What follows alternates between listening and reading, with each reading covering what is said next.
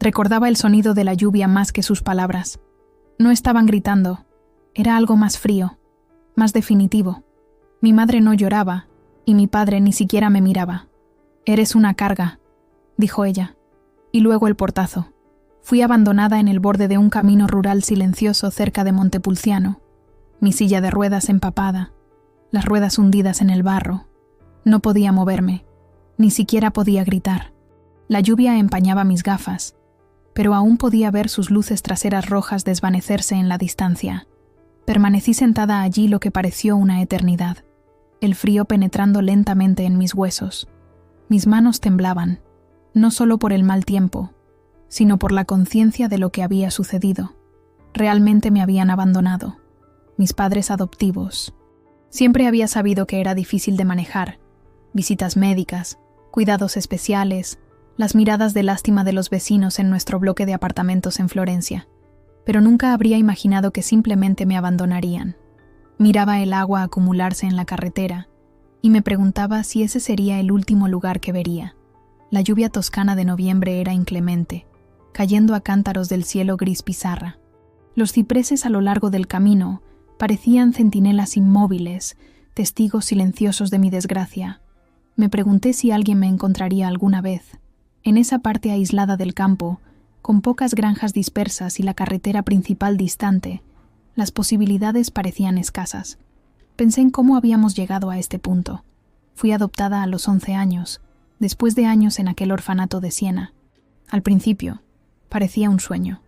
Una casa de verdad, padres que me sonreían, una habitación propia con las paredes pintadas de amarillo. Me llevaban por la ciudad, me compraban ropa nueva, me hacían sentir parte de algo. Todavía recuerdo el sabor del primer helado que me compró mi padre, avellana y chocolate, y cómo me limpió delicadamente la boca cuando se me cayó un poco en la camiseta. Pero las cosas cambiaron después del primer año. La sonrisa de mi madre se volvía cada vez más forzada. Los gastos médicos se acumulaban. Los oía discutir por la noche, sus voces filtrándose a través de las paredes delgadas. «No sabíamos que sería tan difícil», decía mi padre, y mi madre respondía: «Ya no podemos permitírnoslo», como si fuera un mueble demasiado caro, un electrodoméstico roto. Los últimos meses habían sido un crescendo de tensión. El silencio en la mesa, las miradas de resentimiento, los suspiros agotados cuando pedía ayuda para ir al baño. Y luego, esa mañana, mi padre dijo que iríamos a dar una vuelta. Fue extraño que me pidiera que llevara mi libro favorito, pero no sospeché nada. Solo quería salir de casa, respirar aire fresco, escapar de la atmósfera opresiva que se había creado. Recuerdo que miraba por la ventanilla mientras atravesábamos el campo. Las colinas toscanas eran hermosas incluso bajo la lluvia, con los viñedos perdiéndose en la niebla. No hablaba, no me atrevía a romper el silencio.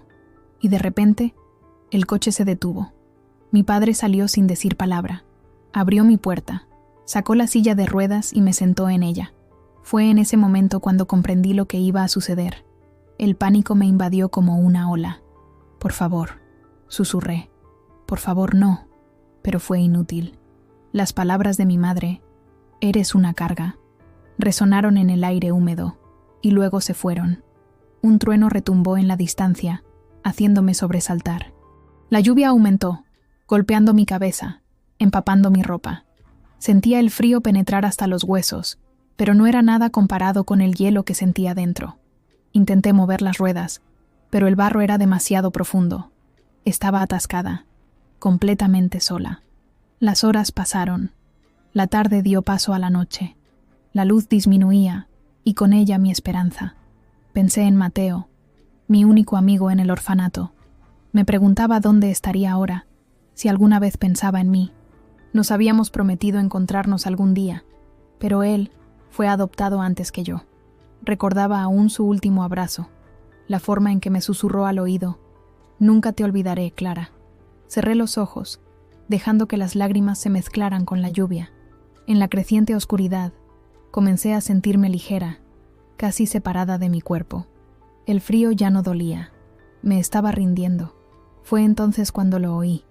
Un ruido detrás de mí, como una rama rota. Me quedé inmóvil. Pensé que era un animal, o peor, Alguien peligroso. Pero luego oí pasos, constantes, decididos. Una sombra apareció a través de la niebla. Mi corazón latía desbocado. Y luego una voz, suave pero segura, rompió el sonido de la lluvia. «Todo está bien», susurró. «Nunca te olvidé». Se acercó lentamente, como para no asustarme. Al principio no lo reconocí.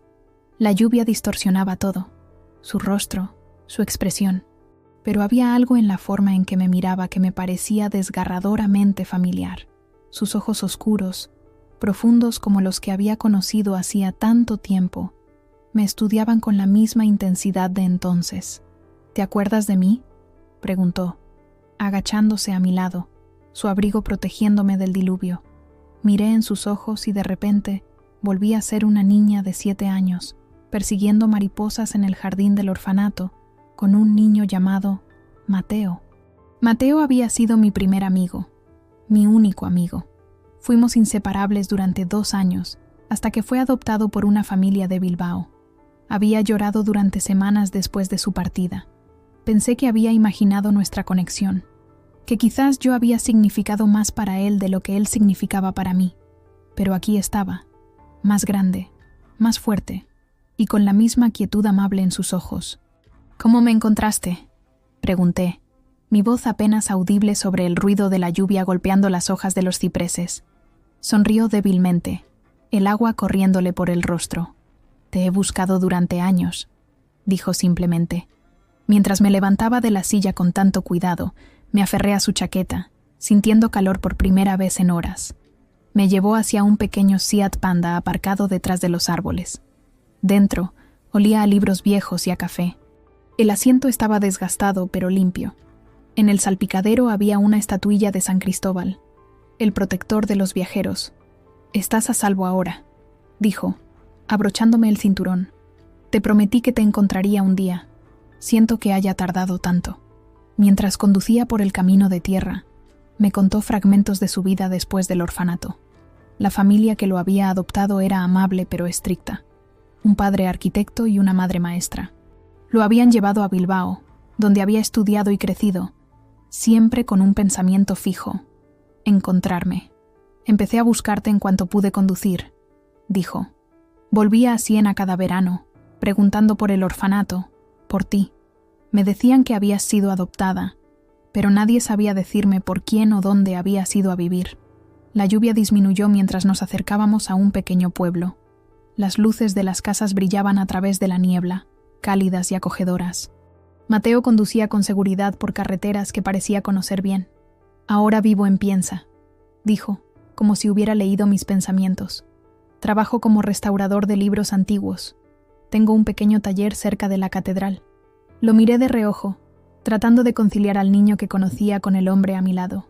Su pelo seguía rizado y oscuro, pero más corto de lo que recordaba.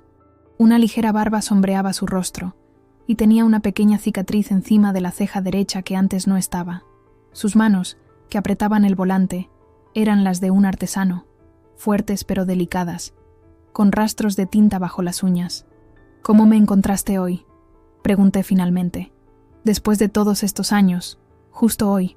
Se detuvo en un semáforo y se giró a mirarme. «Hace 3 meses vi a una mujer en un café en Florencia. Se parecía tanto a tu madre adoptiva que la seguí. La oí hablar con una amiga de una hija que ya no podían permitirse mantener». Su voz se quebró ligeramente. «Comprendí que hablaba de ti. Empecé a seguirla, a observar vuestra casa. Veía cómo os trataban. Estaba buscando la manera de contactarte cuando...» Se interrumpió, incapaz de completar la frase. «Cuando decidieron deshacerse de mí», concluí por él. Asintió gravemente. «Los seguí hoy. Vi lo que hicieron. Esperé a que se fueran, y luego vine a por ti». Sus palabras me golpearon como un puñetazo en el estómago. Había observado, planeado, esperado. No había sido una casualidad. Me había salvado porque había visto lo que estaba a punto de suceder. «¿Me espiaste?», pregunté, un escalofrío que nada tenía que ver con la ropa mojada recorriéndome la espalda. «Te protegí», corrigió dulcemente. «O al menos intenté hacerlo. Siento no haber intervenido antes. Tenía miedo de que si me acercaba, podrían llevarte lejos, esconderte donde no pudiera encontrarte. Quería estar enfadada, Pero no podía. No con él. No después de lo que había hecho por mí. En lugar de eso, sentí una extraña calma extenderse dentro de mí. Por primera vez en años, no estaba sola. Entramos en el pequeño centro histórico de Pienza. Las calles estrechas y empedradas estaban casi desiertas debido a la lluvia. Antiguos palacios de piedra se erigían a ambos lados, sus ventanas iluminadas creando cuadrados de luz cálida sobre el pavimento mojado. El aire olía a pan recién horneado y a leña quemada. Mateo aparcó en una pequeña plaza y me miró con vacilación. «Mi apartamento está en el segundo piso», dijo. «No hay ascensor, pero puedo subirte, si me lo permites». Asentí, repentinamente tímida. Me tomó en sus brazos con delicadeza, como si fuera de cristal. A pesar de mis 21 años, y mi cuerpo no exactamente ligero, me levantó sin aparente esfuerzo. Cerró el coche con un mando a distancia y se dirigió hacia una puerta de madera oscura. Mientras subíamos las escaleras, podía sentir el latido de su corazón contra mi oído. Era constante, tranquilizador. Me aferré a él, respirando su olor, una mezcla de papel antiguo, café y algo únicamente suyo. El apartamento era pequeño pero acogedor. Libros por todas partes, en las estanterías, apilados en mesitas, incluso en el suelo en ordenadas torres. Plantas en macetas de terracota adornaban el alféizar de la ventana. Un viejo escritorio de madera ocupaba un rincón, cubierto de herramientas de restauración, pinceles y botes de pegamento. Me acomodó suavemente en un sofá desgastado pero cómodo, cubierto por un plaid de colores vivos. «Espera», dijo, y desapareció en lo que supuse era el dormitorio. Volvió con ropa seca. Una camiseta de lana gris y pantalones de franela que parecían demasiado pequeños para él. «Eran de mi hermana», explicó, al ver mi expresión interrogativa. «Vivió aquí conmigo hasta el año pasado, antes de mudarse a Madrid por trabajo. Con infinita paciencia me ayudó a cambiarme, girando la cabeza en los momentos adecuados para darme privacidad, pero siempre atento a no dejarme caer. Sus movimientos eran medidos, respetuosos. Cuando por fin estuve seca y abrigada, me puso una manta sobre las piernas y fue a la cocina. Lo oí hurgar con ollas y tazas. El olor a chocolate caliente pronto llenó el apartamento. Volvió con 2 tazas humeantes y un plato de galletas. «Cantuccini», dijo, ofreciéndome la taza. «Los hace la señora Blanca, mi vecina. Dice que son la cura para todo mal». Tomé un sorbo de chocolate, dejando que el calor se extendiera dentro de mí. Era denso y rico, con un toque de canela. Por un momento, ninguno de los dos habló. Había demasiado que decir, y, al mismo tiempo, las palabras parecían insuficientes. «¿Por qué te sigo importando?», pregunté finalmente, mirando el chocolate en mi taza. «Han pasado tantos años».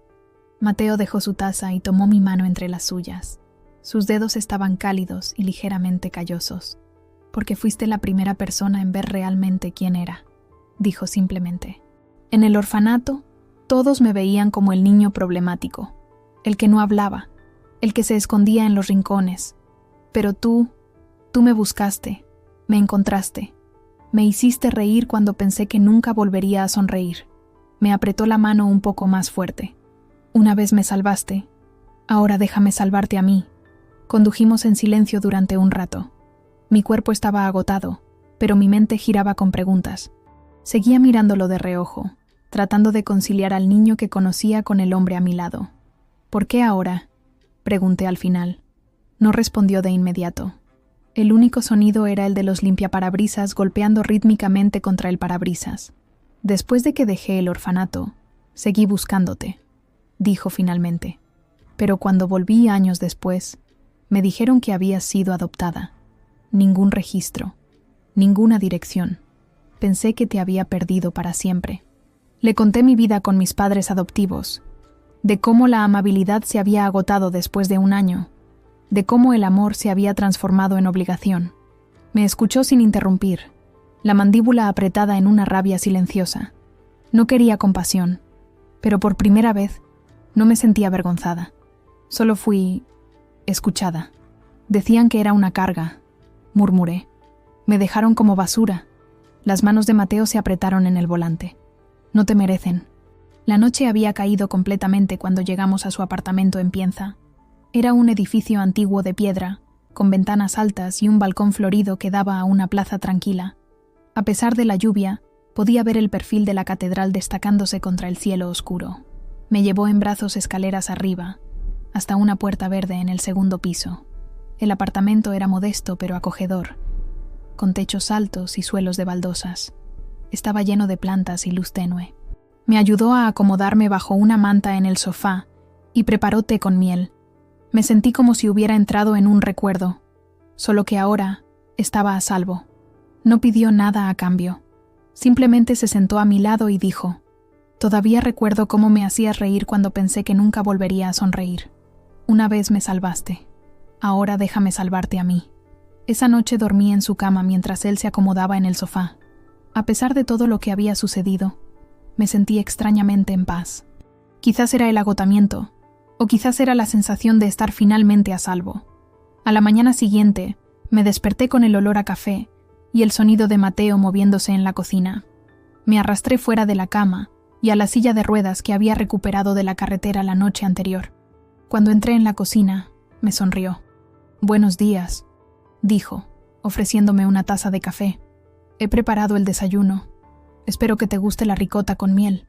Comimos en silencio, pero era un silencio cómodo. La luz de la mañana se filtraba a través de las cortinas, iluminando el polvo que danzaba en el aire. En la mesa había un ramo de flores frescas, margaritas silvestres y amapolas rojas. «Las cogí de la plaza esta mañana», explicó, siguiendo mi mirada. «Hay un mercado todos los martes». Solo entonces noté cuánto había cambiado de cómo lo recordaba. Ya no era el niño flaco y silencioso con el pelo siempre revuelto. Era un hombre ahora, con hombros anchos y manos de artesano. Pero sus ojos, esos eran los mismos. Profundos, amables, un poco tristes. «¿Qué hacemos ahora?», pregunté, mirando el café en mi taza. La pregunta era simple, pero las implicaciones eran enormes. Mateo dejó su taza y cruzó los brazos sobre la mesa. «Primero, tenemos que denunciar lo que sucedió. Tus padres adoptivos cometieron un delito. Luego, tenemos que encontrar un médico para ti. He notado que toses y podrías tener fiebre después de haber estado bajo la lluvia». Su practicidad me sorprendió. No había vacilación, ninguna duda. Ya tenía un plan. «¿Y luego?», pregunté. Se amplió en una sonrisa cautelosa. «Y luego, día a día. No tienes que decidirlo todo ahora, Clara. Puedes quedarte aquí todo el tiempo que quieras. Este lugar es pequeño, pero también puede ser tuyo, si lo deseas». Asentí, incapaz de hablar. La generosidad de este hombre, que me conocía y al mismo tiempo no me conocía, era abrumadora. Por la tarde fuimos a la comisaría de policía de Pienza, un edificio sobrio con la bandera española ondeando perezosamente sobre la entrada. La oficial que nos recibió era una mujer de mediana edad con ojos atentos y un acento andaluz. Escuchó mi historia sin interrumpir, tomando notas en un bloc desgastado. «Es un caso de abandono de persona incapaz», dijo finalmente, quitándose las gafas. «Es un delito grave. Iniciaremos una investigación de inmediato». Me preguntó detalles sobre mis padres adoptivos, nombres, direcciones, trabajo. Cada información que daba me hacía sentir como si estuviera arrancando una venda de una herida. Doloroso, pero necesario. Mateo permaneció a mi lado todo el tiempo. Su presencia una fuente silenciosa de fuerza. Cuando salimos de la comisaría, la lluvia había cesado. El aire estaba fresco y limpio, con olor a tierra mojada y a pino. El cielo era de un azul claro, como lavado por la tormenta. «¿Cómo te sientes?», preguntó Mateo mientras me ayudaba a subir al coche. «No lo sé», respondí honestamente. «Aliviada, asustada, enfadada. Son todas reacciones normales», dijo. «Sería extraño si no te sintieras así». Nos detuvimos en una farmacia donde Mateo compró antibióticos y jarabe para la tos. El farmacéutico también le dio una pomada para los moratones que tenía en los brazos, marcas de las manos de mi padre cuando me había agarrado para sentarme en la silla de ruedas. Al día siguiente fuimos a ver a un médico. El doctor Ruiz era un hombre mayor con manos amables y ojos que parecían ver más allá de la superficie. Me examinó con cuidado, escuchando mi respiración, comprobando la temperatura, examinando los moratones que se estaban volviendo amarillos y verdes. «Tienes suerte», dijo al final. Ninguna neumonía, solo un resfriado. Pero necesitas descanso y buena comida. Y deberías ver a un fisioterapeuta para mantener la fuerza en los brazos y la parte superior del cuerpo. Esa noche, mientras cenábamos una sopa de verduras que Mateo había preparado, me contó su vida. Después de la adopción, había vivido en Bilbao con su nueva familia. El padre era estricto pero justo, la madre amable pero distante. Nunca se había sentido realmente parte de la familia. Siempre un invitado, nunca un hijo. Estudiaba mucho, dijo sirviéndome un poco de vino tinto. Era mi forma de escapar. Los libros eran mi refugio, como lo eran en el orfanato. Había estudiado restauración de libros antiguos en Madrid. Luego había trabajado en varias bibliotecas antes de establecerse en Pienza hacía 3 años. Había abierto un pequeño taller en la plaza principal, donde restauraba libros antiguos y creaba encuadernaciones artesanales. Me gusta la idea de dar nueva vida a algo olvidado, dijo, mirándome a los ojos. Sabía que no estaba hablando solo de libros. Los días siguientes pasaron a un ritmo tranquilo. Mateo iba a su taller por la mañana, volvía para almorzar, luego trabajaba de nuevo hasta la noche. Yo pasaba el tiempo leyendo sus libros, mirando por la ventana la vida en la plaza de abajo, o escribiendo en el diario que me había regalado. A veces hablábamos del orfanato, recuerdos que surgían de repente, como burbujas en un estanque.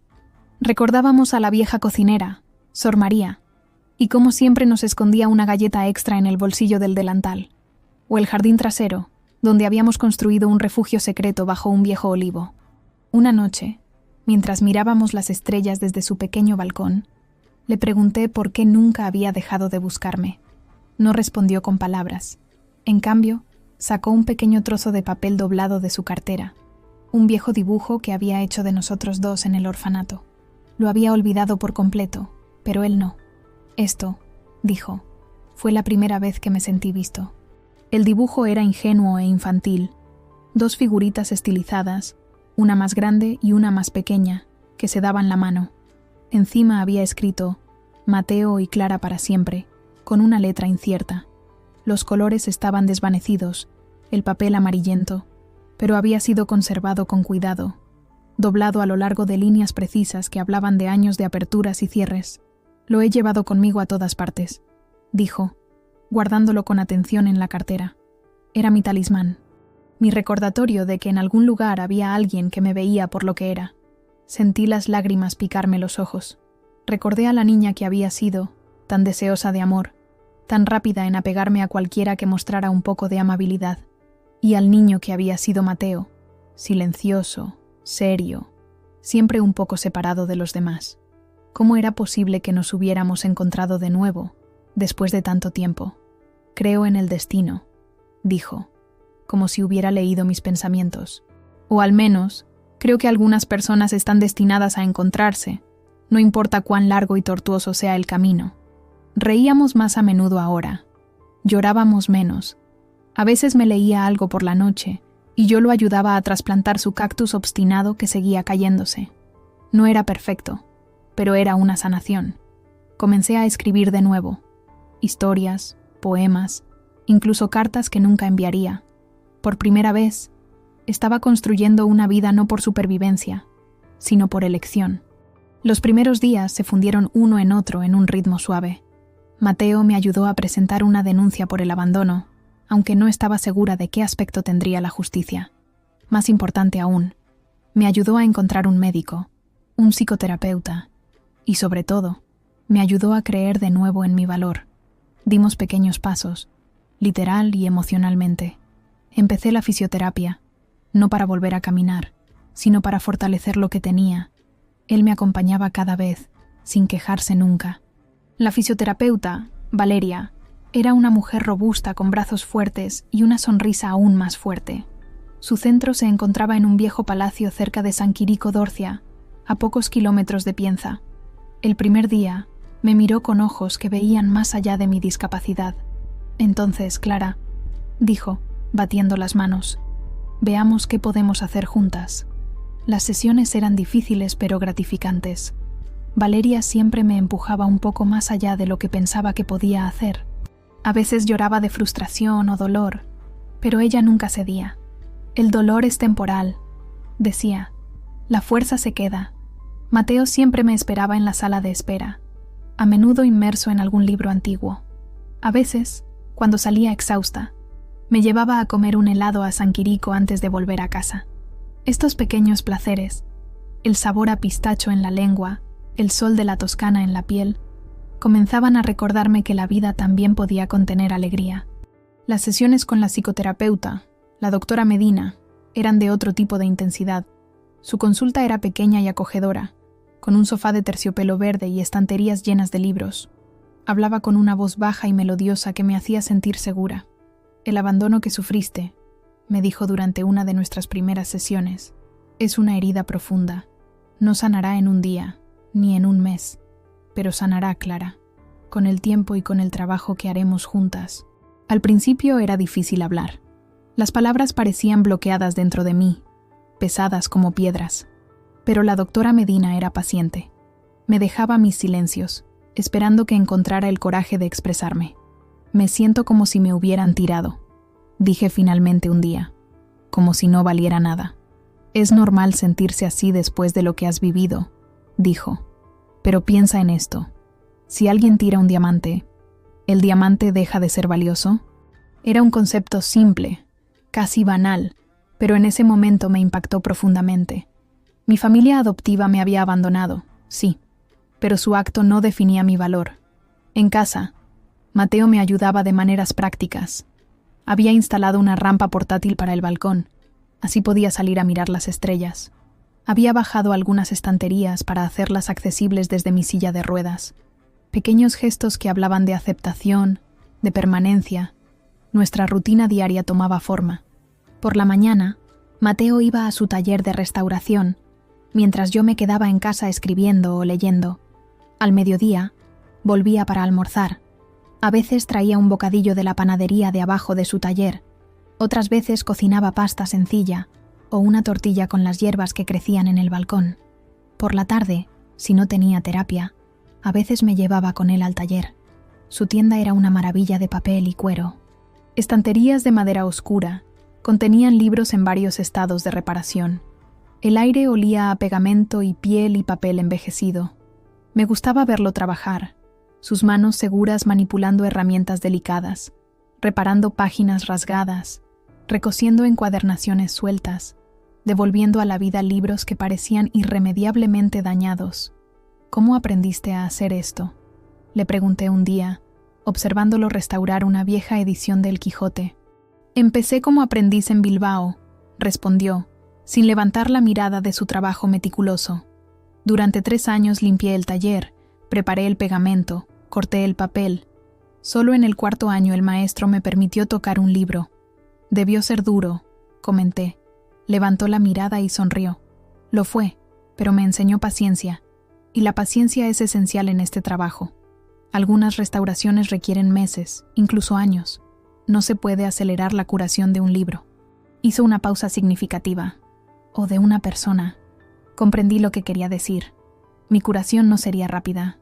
Había días en que me despertaba llorando, los recuerdos del abandono aún frescos como heridas abiertas. Había momentos en que la rabia me consumía, haciéndome temblar, pero también había días en que reía, en que sentía el sol en la piel y pensaba, todavía estoy aquí, he sobrevivido. Una tarde, volviendo de la fisioterapia, Mateo se detuvo en una librería de Montepulciano. Salió con un paquete y me lo entregó con una sonrisa tímida. Pensé que te gustaría, dijo. Era un cuaderno encuadernado en piel roja, con páginas gruesas color crema. En la primera página, Mateo había escrito con su letra elegante, para Clara, que tiene historias que contar. Esa noche, por primera vez después del abandono, comencé a escribir en serio. No solo notas dispersas o fragmentos de poemas, sino una historia de verdad, mi historia. Las palabras fluían como un río que finalmente encuentra salida después de haber estado bloqueado. Escribí hasta que los dedos me dolieron y los ojos me ardieron. Cuando finalmente me fui a dormir, me sentí ligera, como si hubiera soltado un peso que no sabía que llevaba. La terapia física comenzaba a dar sus frutos. Mis brazos estaban más fuertes, mi torso más estable. Podía impulsarme en la silla de ruedas por distancias más largas sin fatigarme.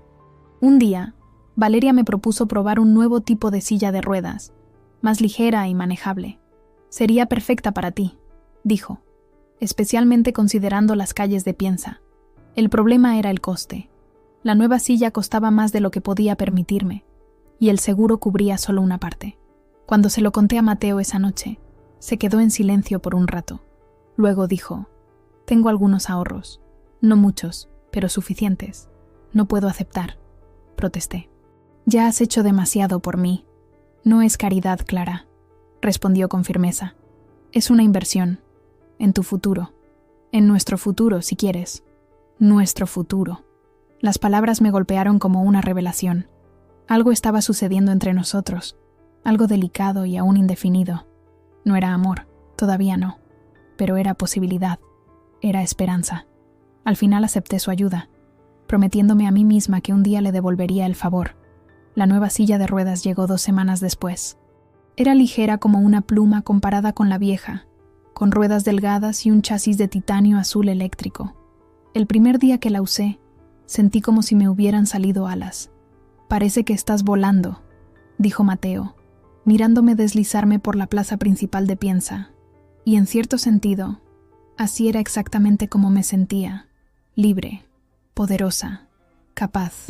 Con la nueva silla, pude explorar Piensa más fácilmente. Comencé a conocer a los comerciantes, el panadero que siempre me guardaba un pan integral, la florista que me saludaba con un ramo de lavanda, el viejo que vendía quesos y siempre me hacía probar algo nuevo. Me estaba convirtiendo en parte de esta pequeña ciudad, ya no una extraña, sino una presencia familiar. La gente me llamaba por mi nombre, me preguntaba cómo estaba, contaba sus historias. Era una sensación embriagadora, este sentido de pertenencia. Una mañana, mientras Mateo estaba en el trabajo, decidí visitar la biblioteca municipal. Era un edificio antiguo con una entrada accesible recientemente instalada. Dentro, el aire estaba fresco y tranquilo, con la luz filtrándose a través de grandes ventanales de arco. La bibliotecaria, una mujer delgada con gafas de montura roja, me recibió con una sonrisa. «¿Busca algo en particular?» «Libros sobre escritura», respondí. «Quisiera aprender a escribir mejor». Me guió hacia una sección en la esquina, donde estanterías de madera oscura contenían libros de varios colores y tamaños. «Estos podrían interesarte», dijo, señalando algunos volúmenes, «y si necesita ayuda para cogerlos, llámeme». Pasé horas allí, hojeando libros sobre estructura narrativa, desarrollo de personajes, construcción de mundos. Tomé notas en un cuaderno, absorbiendo técnicas y consejos.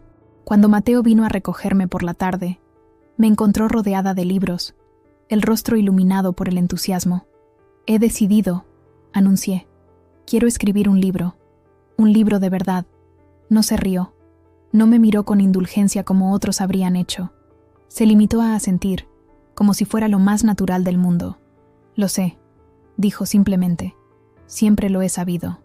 Esa noche, mientras mirábamos las luces de la ciudad temblar desde la ventana del balcón, le pregunté por qué nunca había dejado de buscarme. No respondió con palabras. En cambio, sacó un pequeño trozo de papel doblado de su cartera, un viejo dibujo que había hecho de nosotros dos en el orfanato. Lo había olvidado por completo, pero él no. «Esto», dijo, «fue la primera vez que me sentí visto. Reíamos más a menudo ahora. Llorábamos menos. A veces me leía algo por la noche, y yo lo ayudaba a trasplantar su cactus obstinado que seguía cayéndose. No era perfecto, pero era sanación. Comencé a escribir en serio. Historias, poemas, incluso cartas que nunca enviaría. Por primera vez, estaba construyendo una vida no por supervivencia, sino por elección. Habían pasado 6 meses desde aquella noche de lluvia. Estaba más fuerte, más brillante, pero una parte de mí todavía temblaba cuando oía portazos. Una mañana recibí una carta. Era de mi madre adoptiva, corta, llena de disculpas. Pedía verme. No sabía qué sentir. Mateo dijo que la decisión era mía. «El cierre no tiene por qué significar perdón», dijo. La carta había llegado en un sobre sencillo, con mi nombre escrito en una letra que conocía bien. El papel era de buena calidad, como todo lo relacionado con mi ex familia. La dirección del remitente era de Madrid, pero no la de la casa donde había vivido. Un nuevo comienzo también para ellos, parecía. La leí y releí, tratando de comprender lo que sentía. Había rabia, claro, pero también una extraña curiosidad. Quería saber por qué me habían acogido, amado y luego abandonado como un objeto indeseado. ¿Qué debo hacer?, le pregunté a Mateo una noche, mostrándole la carta que había escondido durante 3 días. Estábamos cenando en el pequeño balcón, el atardecer toscano tiñéndolo todo de oro y ámbar, el queso manchego de Pienza, el pan recién horneado y un vaso de vino tinto local, pequeños placeres que había aprendido a apreciar. «No puedo decirte qué hacer», respondió, cortando un trozo de queso, «pero puedo decirte esto. Elijas lo que elijas, yo estaré contigo». Lo pensé durante una semana. Hablé de ello con la doctora Medina durante nuestras sesiones. «¿Tienes miedo de verla?», me preguntó con su manera directa pero amable. «No lo sé», respondí honestamente. «Quizás tengo más miedo de no hacerlo, de dejar esta cosa sin resolver para siempre». Al final decidí. Acepté encontrarme con mi madre adoptiva en un café cerca de las murallas de Montepulciano. Era un lugar neutral, público, a medio camino entre Pienza y Madrid. Mateo se ofreció a acompañarme y esperar en el coche. El día del encuentro me vestí con cuidado. Un vestido azul sencillo pero elegante que había comprado con el primer dinero ganado escribiendo artículos para una revista local. Me miré en el espejo y vi a una mujer diferente a la abandonada bajo la lluvia. Mi pelo, antes opaco, ahora brillaba. Mis ojos, antes apagados, tenían una nueva luz. «Estás preciosa», dijo Mateo mientras me ayudaba a subir al coche. El café era un local acogedor con mesitas al aire libre bajo una pérgola de glicinias. Era abril, y las flores violetas colgaban en racimos perfumados sobre nuestras cabezas. Elegí una mesa en la esquina, desde donde podía ver la entrada. La vi llegar de lejos. Caminaba lentamente, vacilante. Estaba más mayor, más delgada, los ojos ojerosos por el remordimiento. Llevaba un traje gris, siempre impecable como la recordaba, pero había algo diferente en ella, una fragilidad que nunca le había visto antes. Cuando me vio, se detuvo un momento. Luego se acercó, las manos apretando un bolso de cuero como si fuera un ancla. «Clara», dijo, la voz apenas audible. «Gracias por venir». No respondí de inmediato. La observé tomar asiento frente a mí, notando cómo sus manos temblaban ligeramente mientras dejaba el bolso. El camarero vino a tomar nota. Ella pidió un espresso, yo un capuchino. Un silencio tenso cayó entre nosotras mientras esperábamos. «¿Cómo estás?», preguntó finalmente. «Mejor de lo que pensaba», respondí. Mi voz sonó más fuerte de lo que esperaba. Ella asintió con los ojos bajos. «Me alegra». Las bebidas llegaron, ofreciéndonos una distracción momentánea. Ella revolvió el azúcar en su espresso con movimientos precisos, siempre controlados, como todo en su vida. «¿Por qué querías verme?», pregunté directamente. No tenía ganas de preámbulos. Levantó la mirada, sorprendida por mi franqueza. «Quería pedirte perdón», dijo. «Sé que no es suficiente. Sé que lo que hicimos es imperdonable, pero quería decírtelo en persona». «¿Por qué lo hicieron?», era la pregunta que me atormentaba desde hacía meses. ¿Por qué adoptarme si luego...? No podía completar la frase. La palabra abandonarme era demasiado dolorosa de pronunciar. Se pasó una mano por el pelo, un gesto que nunca le había visto hacer. Al principio era todo lo que siempre habíamos deseado, una familia, un hijo. Hizo una pausa, pero no estábamos preparados. Los gastos médicos, las dificultades diarias. Nuestro matrimonio ya estaba pasando por un mal momento antes de adoptarte. Pensamos que un hijo nos uniría. En cambio, os separó aún más. Concluí por ella. Asintió tristemente. No es una excusa. No hay excusa para lo que hicimos, pero quería que supieras que nunca fue culpa tuya. Eras una niña maravillosa. Nosotros éramos las personas equivocadas. Bebí un sorbo de capuchino, dejando que la espuma tocara mi labio superior. Era un gesto que ella habría corregido en otro tiempo, con una servilleta ofrecida bruscamente y una mirada de desaprobación. Ahora me miraba solo con tristeza. «¿Dónde está papá?», pregunté, notando su ausencia. «Tomamos caminos separados», respondió. Después de esa noche, no podía volver a mirarlo. No podía volver a mirarme a mí misma. Me contó los meses siguientes, cómo la policía los había encontrado, cómo habían afrontado las consecuencias legales de sus acciones, cómo había perdido el trabajo, los amigos, el respeto por sí misma, cómo se había mudado a un pequeño apartamento en Madrid y había empezado a trabajar en una librería. Estoy tratando de reconstruir mi vida, dijo, pero quería verte, quería saber que estabas bien. La miré, tratando de ver más allá de la fachada de control que siempre había mostrado. Por primera vez, vi a una mujer rota, llena de remordimientos. No era el monstruo que había imaginado en mis noches de insomnio. Era solo una persona que había tomado una decisión terrible y ahora pagaba el precio. Esa noche, dije, cuando me dejaron bajo la lluvia, ¿pensaron que moriría? La pregunta la golpeó como una bofetada. Palideció visiblemente. «No», exclamó. «No, Clara. La carretera. Sabíamos que tenía tráfico. Pensamos que alguien te encontraría pronto. No es una justificación, lo sé. Fue cruel y cobarde. Pero no queríamos... eso. No sé si le creí. No estaba segura de que importara. Le conté lo que había sucedido después. Cómo Mateo me había encontrado, cómo me había llevado a su casa, cómo estaba construyendo una nueva vida. Le hablé de mi trabajo de escritura, de la fisioterapia, de las pequeñas victorias diarias. ¿Todavía escribes?, preguntó con genuina curiosidad. Recordaba que siempre escribía de niña. Sí, respondí. Estoy trabajando en un libro, de hecho. Me alegra por ti, dijo, y parecía sincera. Siempre tuviste talento. Cuando el camarero trajo la cuenta, ella insistió en pagar. Un pequeño gesto, casi insignificante después de todo lo que había sucedido. Pero lo acepté, como acepté su presencia en mi vida en ese momento.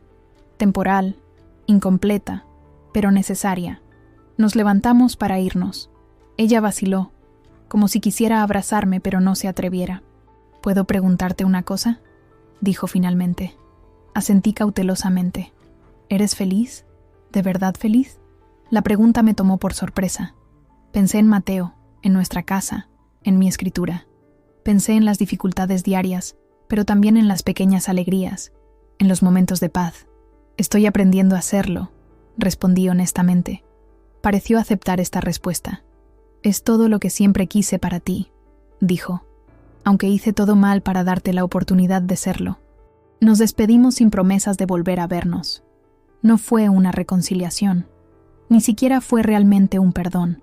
Fue solo un encuentro entre dos personas que una vez fueron una familia y ahora eran extrañas con un pasado compartido. Mientras la veía alejarse, sentí un peso levantarse de mis hombros. No todo, pero lo suficiente como para permitirme respirar más libremente. Mateo me esperaba en el coche, fiel a su promesa. No me preguntó cómo había ido. Simplemente me tomó la mano y la apretó. «Quiero ir a casa», dije, y así lo hicimos. El viaje de vuelta fue silencioso pero cómodo. Las colinas toscanas pasaban fuera de la ventanilla, verdes y doradas bajo el sol primaveral.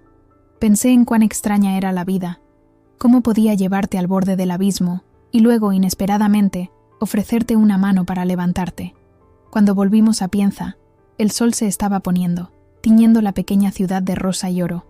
Las golondrinas volaban en círculo sobre la plaza, su canto un himno al final del día. «¿Cómo te sientes?», preguntó Mateo mientras me ayudaba a bajar del coche. «Cansada», respondí, pero en paz. Me tomó en brazos para subir las escaleras hasta el apartamento, un gesto que se había vuelto natural entre nosotros. Su cuerpo era sólido y cálido contra el mío, un ancla en un mundo que a veces parecía demasiado inestable. Esa noche, sentada en el balcón bajo las estrellas, escribí sobre el encuentro, no para mi libro, sino para mí misma, para dar sentido a lo que había sucedido, para procesar los sentimientos encontrados que me agitaban por dentro.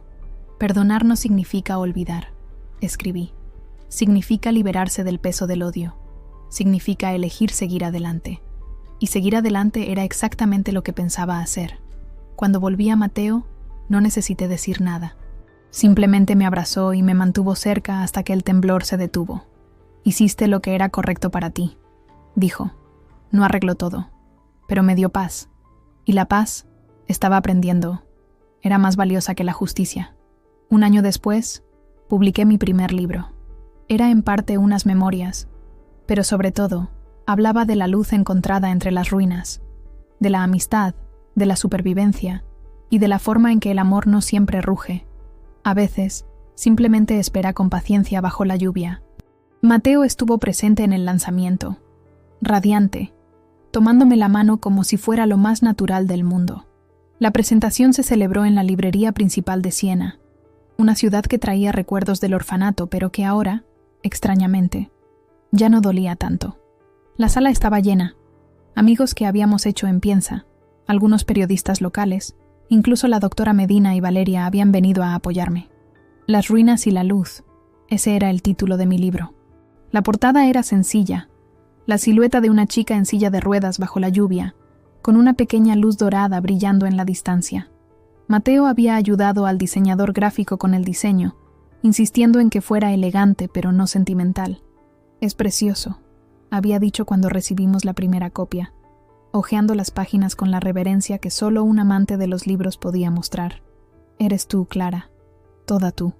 Sentada en la mesa de presentación, mirando las caras curiosas frente a mí, sentí una mezcla de terror y euforia. Había escrito mi historia, la había compartido con el mundo. Era una sensación de vulnerabilidad que nunca había experimentado antes. «Buenas noches a todos», comencé, la voz temblando ligeramente. «Gracias por estar aquí». Les conté cómo había nacido el libro, no de la noche en que fui abandonada, sino del momento en que Mateo me había encontrado. «Esta no es una historia de abandono», dije. «Es una historia de reencuentro». Leí un breve pasaje, aquel en el que describía la primera vez que había reído de corazón después de meses de dolor. Había sido por algo tonto. Mateo tratando de reparar un grifo en la cocina y terminando completamente mojado, con una expresión tan sorprendida que no había podido evitar estallar en carcajadas. Y él se había unido a mí, ambos sentados en el suelo de la cocina, mojados y riendo como niños. Después de la lectura, hubo preguntas. Algunas sobre los aspectos técnicos de la escritura, otras más personales. Un hombre mayor al fondo de la sala levantó la mano. ¿Alguna vez perdonó a sus padres adoptivos?, preguntó. La pregunta cayó en la sala como una piedra en un estanque. Sentí a Mateo tensarse a mi lado, protector como siempre. «El perdón es complicado», respondí después de un momento. «No creo que sea un evento único, sino un proceso. Algunos días los perdono. Otros días, la rabia vuelve. Pero he comprendido que guardar rencor me hace más daño a mí que a ellos». Hice una pausa. «Así que sí, los he perdonado. No por ellos, sino por mí». Hubo otras preguntas, otras respuestas. Al final, comencé a firmar copias. Personas que no conocía me estrechaban la mano, compartían fragmentos de sus historias, me decían cómo mis palabras los habían conmovido. Era surrealista y maravilloso al mismo tiempo. El último de la fila era Mateo. Se acercó con su copia del libro, una sonrisa tímida en el rostro. «¿Tú también quieres un autógrafo?», bromeé. «Quiero algo más», respondió, y se arrodilló junto a mi silla de ruedas. Del bolsillo de la chaqueta sacó una pequeña caja de madera, tallada a mano. «La hice yo», explicó abriéndola. Dentro había un anillo sencillo de plata, con una pequeña piedra azul que brillaba bajo las luces de la librería. «Clara», dijo, la voz repentinamente seria. «Sé que no ha pasado mucho tiempo, pero siento que te he esperado toda la vida. ¿Quieres casarte conmigo?». El silencio cayó en la librería. Todos los ojos estaban puestos en nosotros, pero en ese momento solo existíamos nosotros dos. «Sí», susurré. «Sí, Mateo». Deslizó el anillo en mi dedo. Perfecto, como si siempre hubiera estado destinado a estar allí. La librería estalló en aplausos y felicitaciones. Valeria estaba llorando abiertamente. La doctora Medina sonreía con aprobación. Era un momento de pura alegría, incontaminado por los fantasmas del pasado. Nos casamos en otoño, en una pequeña ceremonia en la plaza principal de Piensa. Los amigos que habíamos hecho en los últimos años llenaron las sillas dispuestas bajo una pérgola de vid silvestre. Llevaba un vestido color marfil sencillo pero elegante, con pequeñas flores azules entrelazadas en el pelo. del mismo azul que la piedra de mi anillo. Mateo me esperaba bajo el arco decorado con rosas blancas y lavanda, sus ojos brillantes de amor y promesas. Cuando recitamos nuestros votos, las palabras que había escrito y reescrito docenas de veces fluyeron naturalmente. Te encontré 2 veces en esta vida, dije. Primero como una niña sola, luego como una mujer abandonada. 2 veces tomaste mi mano y me mostraste que no estaba sola. Te prometo que por el resto de nuestra vida haré lo mismo por ti. Siempre te encontraré, Mateo, no importa cuán oscuro parezca el mundo. Nos mudamos a una pequeña casa en una colina que dominaba la ciudad. No era nada especial, pero tenía todo lo que necesitábamos. Yo tenía un jardín, él tenía sus libros, y nos teníamos el uno al otro. En las noches de lluvia, ya no me sobresaltaba. Me sentaba cerca de la ventana, envuelta en calor, y recordaba a la chica que había sido, y al hombre que había vuelto a buscarla. Mi libro tuvo un éxito modesto pero significativo. Recibí cartas de personas de toda España, algunas en situaciones similares a la mía, otras simplemente conmovidas por la historia. Una noche, me llegó un email de una dirección que no reconocí. Era de mi padre adoptivo. He leído tu libro, escribía. No merezco tu perdón, pero quería que supieras que estoy orgulloso de la mujer en que te has convertido, a pesar de todo lo que te hicimos. Le mostré el email a Mateo, que lo leyó en silencio. ¿Qué harás?, preguntó. Lo pensé por un momento. Le responderé, decidí. No para retomar la relación, sino para cerrar definitivamente ese capítulo. Mi respuesta fue breve pero honesta. Le conté de mi vida, de mi matrimonio, de mis proyectos futuros. No había acusaciones en mi carta, ni resentimiento. Era simplemente el relato de una mujer que había seguido adelante. El segundo libro lo comencé durante el invierno.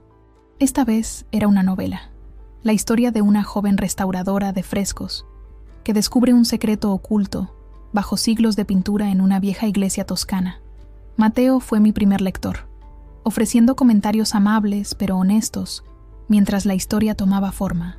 La vida adquiría un ritmo sereno. Ambos trabajábamos durante el día, yo en mi escritorio cerca de la ventana que daba a las colinas, él en su taller en la ciudad. Nos encontrábamos para almorzar cuando era posible, compartiendo bocadillos e historias de nuestro día. Por la noche cocinábamos juntos, escuchando viejos vinilos de la colección que Mateo había heredado de su padre adoptivo. A veces hablábamos del orfanato, recordando los buenos momentos que habíamos compartido allí. Otras veces hablábamos del futuro, quizás de abrir un pequeño café literario junto al taller de Mateo, o de adoptar un niño nosotros mismos algún día. ¿Crees que seríamos buenos padres?, pregunté una noche, mientras mirábamos las estrellas desde nuestro jardín. Tú seguro que sí, respondió Mateo. Tienes tanto amor para dar. Tú también, dije, tomándole la mano. Lo veo en la forma en que tratas tus libros dañados, como si pudieran sentir tus cuidados. Sonrió ante esto. Quizás algún día, dijo, cuando estemos listos. La primavera trajo consigo nuevas posibilidades. Una pequeña editorial de Madrid me ofreció un contrato por 3 libros. Mi blog sobre la vida con una discapacidad en España estaba ganando seguidores. Fui invitada a hablar en escuelas y bibliotecas, compartiendo mi historia con jóvenes que buscaban esperanza en sus propias luchas. Una de estas presentaciones fue en el orfanato de Siena. Había cambiado mucho, más luminoso, más alegre de como lo recordaba. Pero el viejo olivo del jardín seguía allí, testigo silencioso de innumerables juegos infantiles. Después de hablar a los niños, rostros curiosos que me recordaban tanto a mí misma y a Mateo, una de las asistentes sociales me llevó aparte. Recuerdo cuando llegaste aquí, dijo. Eras tan silenciosa. Observabas todo con esos ojos grandes. ¿Se acuerda de mí?, pregunté sorprendida. Claro, sonrió. Recuerdo a todos mis niños y recuerdo a Mateo. Erais inseparables. Me contó cómo siempre había esperado que nuestras vidas tomaran un giro positivo, cómo a veces se había preguntado qué había sido de nosotros dos. Es bonito ver que os habéis reencontrado, dijo, como si fuera destino. Esa noche, volviendo a casa, pensé en lo extraño que es el modo en que la vida a veces cierra un círculo completo. Había pasado de ser una niña abandonada a ser una mujer que hablaba de resiliencia y esperanza, de sentirme insignificante a saber que mi historia significaba algo para los demás. No soy una carga. Nunca lo fui. Esa mentira, antes grabada en mi alma, ya no tiene peso. Soy una superviviente, una escritora, una mujer renacida, y cuando unos desconocidos leen mi historia y me escriben, diciéndome que ellos también han sido abandonados, les digo lo que Mateo me dijo a mí, todos aquellos meses atrás. Todo está bien. Nunca ha sido olvidado. La vida no es perfecta. Hay días en que mi discapacidad me frustra, días en que los recuerdos del pasado vuelven a atormentarme, pero hay muchos más días de luz ahora, días de risas con Mateo, de nuevas páginas escritas, de pequeñas conquistas diarias. He aprendido que las personas pueden ser crueles, pero también increíblemente amables, que las heridas sanan, aunque dejen cicatrices, que el amor puede llegar en los momentos más inesperados, como una voz tranquilizadora en una noche de lluvia. Y más que nada, he aprendido que a veces tenemos que perdernos para poder ser encontrados, que a veces las ruinas de nuestra vida anterior se convierten en los cimientos de algo nuevo y maravilloso. Esta es mi historia. No ha terminado. Es solo un nuevo comienzo.